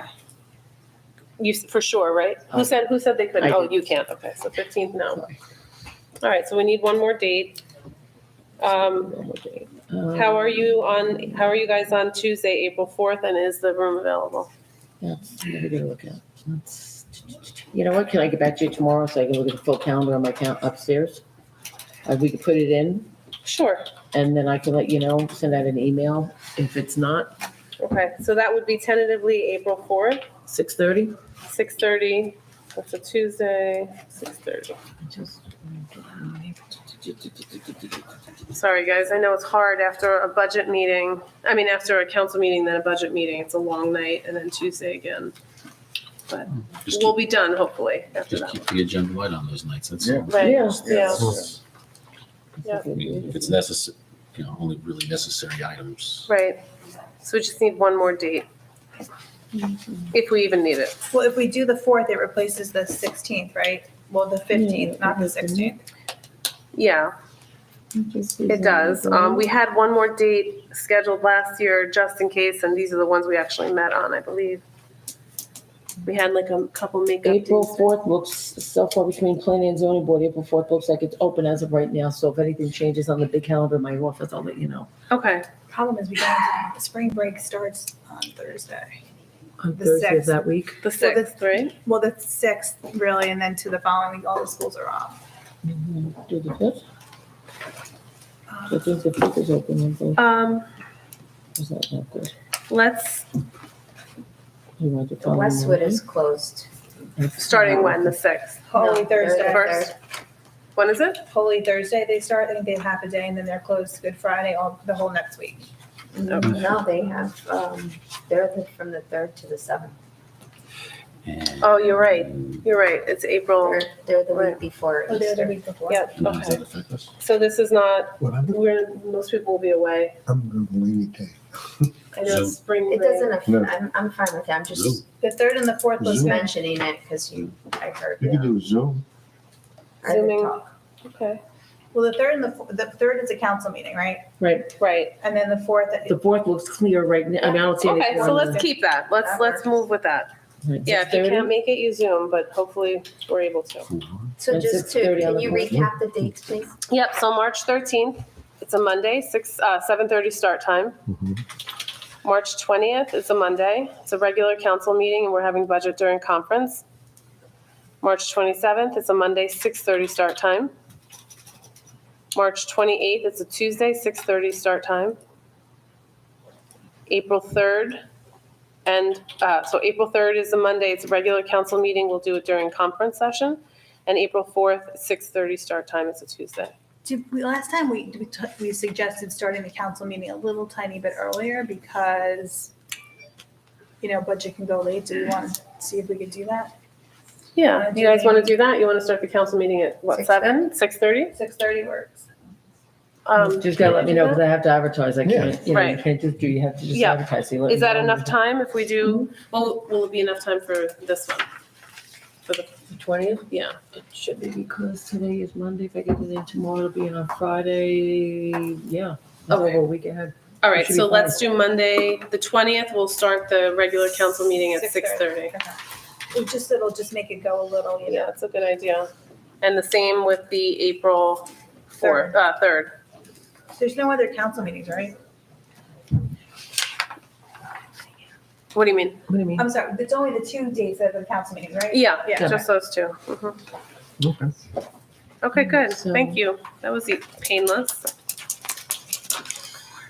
The pain comes at the. I know the pain comes then, yeah. Somebody speak drink too coffee soon. this This time. is the easy part. All right. And then, okay, so then I'll we're let you know gonna, about the 13th tomorrow. I don't have that calendar on my phone. the 13th? Yeah, Yeah, just to make sure you're saying, well, okay. For 7:30, right? yeah, I think 7:30 should work. Oh, we could just do 7:30, right? If that's But definitely. if she's the one that's gonna be late, if she can do it earlier, then maybe you want to bounce it that little bit earlier than on that date.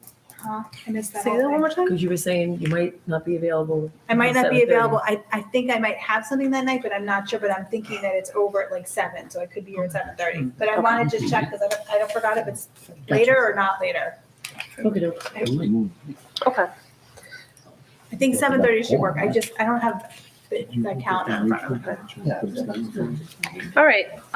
So next we have waterway between Pascack and Meissen, update from the 3-6 agenda, and that is Councilwoman Feeney. I did Yes, and I think Mr. DeCarlo has an update. Everybody loves putting me on the spot. I'm sorry, yes, I'm putting you on the Council spot. President, is it permissible to take like 2 minutes? I left some documents I needed for Sure. this discussion. Yep, so we'll take a 2-minute break so that we can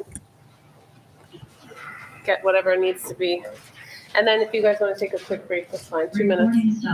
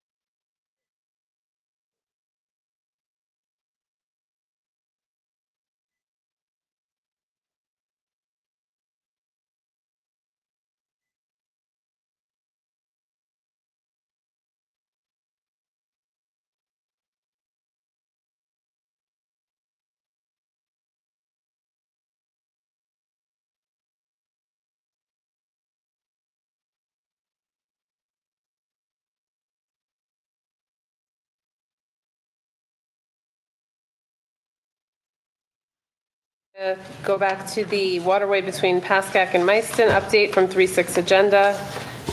And that was Mr. DiCarlo, right? You were going to have. Unfortunately. Okay. Okay, where do I start? Firstly, I apologize for exhibiting my frustration before. As you can tell, this topic has been long and exhausting, to say the least. And thank you, Mr. Ukemic, our township engineer, for coming in and trying to make everything I'm about to say sound professional at the end. I'm sure that the council, the trust, I say that we've gone to exhaustive means to try and figure out where this started and what has taken place chronologically to get us to where we are today. Actually, recently, Mr. Agnello filed an OPA request for the township for some of the documents, and those are actually going to be presented to Sue tomorrow. I just got them this later this evening that actually helped me fill in some of the gaps. Also today, I was able to speak with Dennis Cointus, he's from the New Jersey DEP. He was the author of the most recent decision from the DEP. You've heard us, refer to that document that was given to council about 2 months ago. That was since deemed the waterway a non-riparian zone, which therefore does not carry the requirements. Am I doing all right so far? Okay. So it's going to sound funny too, but this has been a ping pong match with the labeling of these restrictions on this waterway. Part of the things I did was I filed an OPA request to New Jersey DEP, which it was partially, and I understandably, I would have agreed with them if it was the other way around, but it was partially denied for a lack of specific information that I was asking. So the tributary that goes behind Mr. Agnello and neighbors' property is unnamed. So most of the information they wanted to provide to me was regarding the Squapsink Brook, which is a definite C1 waterway. So based on the documents that we could find, sometime in 2009, 2010, the DEP deemed that unnamed tributary behind Meissen Street as a non-flood zone area, which was a non-riparian zone. So it was not a restricted C1 waterway. In 2000, and it was, so Dennis Cointus deemed it less than 50 acres back in 2009, 2010 area. Engineer by last name of Statiel appealed to the DEP in a letter authored to Dennis Cointus on February 17, 2012, appealing a decision providing information to the DEP that the area consisted of more than 50 acres. On April 13th, 2012, just 2 months later, Dennis Cointus reverses his previous 2009-2010 designation and now stated that it was a riparian zone of greater than 50 acres. On July 13, 2012, the attorney that for the individual that was trying to build on that location sent a letter to Dennis Cointus inquiring and challenging why it was reverted to a C1 waterway based on the township's appeal. We then have, a pretty lengthy gap in time to where Burton Engineering, on behalf of the property owner, appealed to the DEP. They provided information suggesting that the area was less than 50 acres. And that is when, on January 30th, 2020, when the letter was written to the Burton Engineering, deeming the water feature does not have a riparian zone associated with it. So I do know it's a sensitive topic, and people other than Mr. Agnello have come up and suggested that, there was some type of collusion with the property owners or with DEP, or that, and not that you said that, Mr. Agnello, or that the C1 waterway designation has just disappeared. It hasn't. Unfortunately, there might be a disagreement with the decision of the DEP at the time. However, it is the decision, and it was my goal to present to the council, to the public, objective facts that I can prove that aren't based on opinion or assumptions or suggestion of what the township tried to do back in in the 2010 area. So as bluntly as this is going to sound, even though going through the chronological history of what happened, unfortunately, only what happened on January 30th, 2020 essentially matters, and that's when the DEP made the decision to deem it, the water feature does not have a riparian zone associated with it. Now, in speaking with Dennis Coitus today, and I'm going to ask Mr. Yakimic, who's more knowledgeable in that, what would happen with a DEP hearing. They don't invite each entity to the table and hear them out essentially like a court of law. They're going with what information the applicant is presenting to them, and then they do whatever type of investigation and deem it credible or not. So in this letter dated January 30th, 2020, it suggested that this information was confirmed by Najarian Associates using LiDAR data and a field investigation. So again, speaking with Mr. Coitus today, he did not remember if that was a company hired by the applicant or not. However, he did remember back in 2010, when the township appealed, that he came out and walked the property himself and judged it to be over 50 acres, and that's why it was changed from the 2009 decision. He explained when the applicant in the January made that decision, technology certainly has come a long way since that time, and I'm going to ask Mr. Yakimic to explain how LiDAR works and stuff like that, and that's where they came to the decision. In order to appeal that, the township could be the person, or I'm sorry, the entity to appeal, or it could be a citizen, but essentially it would be just the ping pong match going the other way, someone to appeal that decision to DEP and then present facts and information as to why they would believe it would be over 50 acres. And if you don't mind, I'm going to ask Mr. Yakimic to make that sound pretty and dress it up a little bit for him.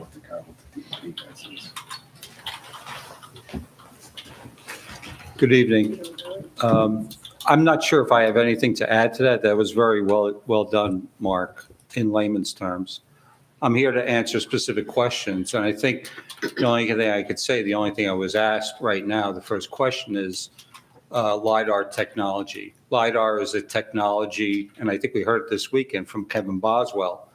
It is a new technology that has come into being over the last 5 to 7 years that is readily available to engineers, that uses contour lines and aerial photography and satellite imagery to produce contours that are good to within approximately 1 foot.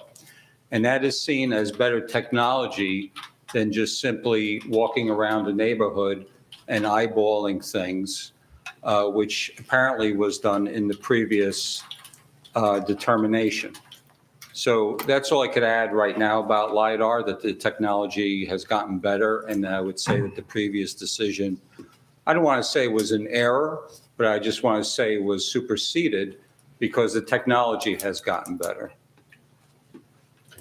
Mr. Kimmick, would you be able to just kind of explain if someone did, I'm leading my witness, if everyone hasn't realized.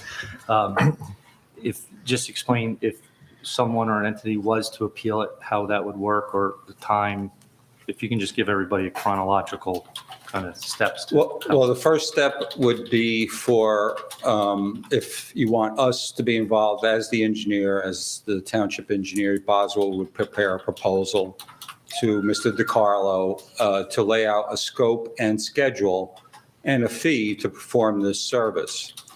The first step would be to basically contact either Mr. Contois or others at the DEP for a pre-application meeting to determine from them what other or additional steps or information they would need in order to review this application again. That step in and of itself could take anywhere from 30 to 60 days. Beyond that, once an application would be put together by us, that could take another 30 to 60 days. And then the DEP has up to 90 days, basically, to render a decision. So you're looking at over a year from its first initiated until the time a new decision, not guaranteeing it will be overturned, would be rendered by the DEP. And as far as the cost is concerned, I couldn't speculate at this time what the cost would be, since a lot of data was acquired during this process on 2 to 3 multiple applications. So we could start that process by preparing a proposal if duly authorized by the governing body or by the administrator. Council President, I just have one question. With the LiDAR technology, if you were to use that, I mean, I don't know if you've looked to see what the report from Nigerian was with that. If they I did not. Okay. If we do that on ours, I mean, and we take into account the whole, I mean, I don't know what the size of the space was they used or any of that. I mean, I'm thinking maybe that needs to be evaluated based on his report. How did he come up with it's not 50 acres? You know, what size was used? You know, how did they obtain that? If they were hired by another party, I think there needs to be a non-biased party involved to take a look at it. The other thing is my question is, though, I see that this keeps ping-ponging, like Mr. DiCarlo said. Is that standard for something like, it's not. So No. That's where my question comes in. How does that even, it's just kind of baffling how it's kind of, you know, what was it, 2009 you said, I believe, right? And then 2014? No, sooner than that. So, right, and then again, 2012. how is that even happening? Like, why, there's like no guide rails then. So. That is, well, hopefully the guide rails were substantiated by the Nigerian and the technology. As Mr. DiCarlo stated, the original determination was less than 50. Right. And then it ping-ponged to over 50. And then with the new LiDAR technology, that sort of reaffirmed the original determination back in, when was that, 2009, I believe you said? Yes. So this does not normally happen, and quite frankly, when we received this at Boswell Engineering, when doing the intersection, we don't see this every day. And we basically put it up on our bulletin board and showed everybody because this doesn't happen.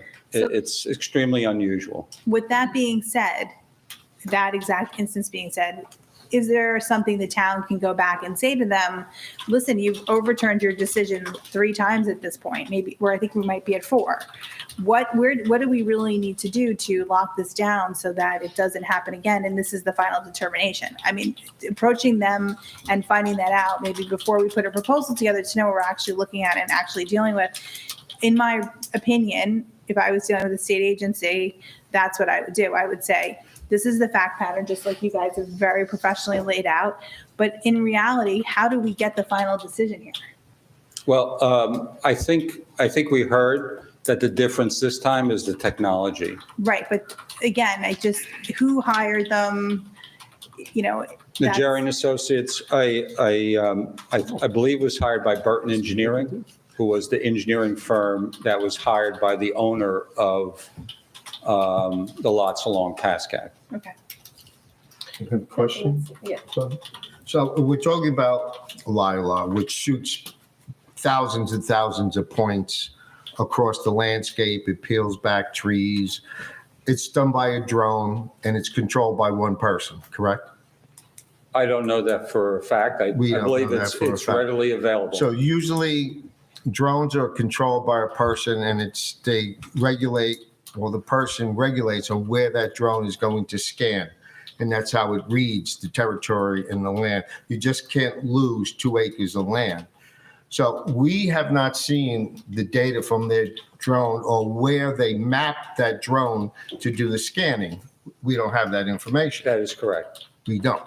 So that leaves me, you can have all the technology in the world, but if it's controlled by one person that's working for the developer, well, they know the grid map, it's very easy just to place that drone in a particular grid to just scan where they're looking. I mean, I agree. technology is open, that's what you and said. Lila Yeah. does that. Yep. It peels back, you may see a berm and it's not really a berm, it's a falling tree. That's how that works. And I've seen it work before. So we don't know what they scanned. Right, We don't know what points of interest that they went from A to B. right. So they can say they scanned that area and they're going to show you a map that's less than the original map that's out there. Right. So if we were to do it, we would need to widen that scan and get the correct points of interest. Because to me, it sounds like this was targeted on a particular area. And I know how Lala works. I've seen it. It's just, like you said, technology is great, but it can be manipulated.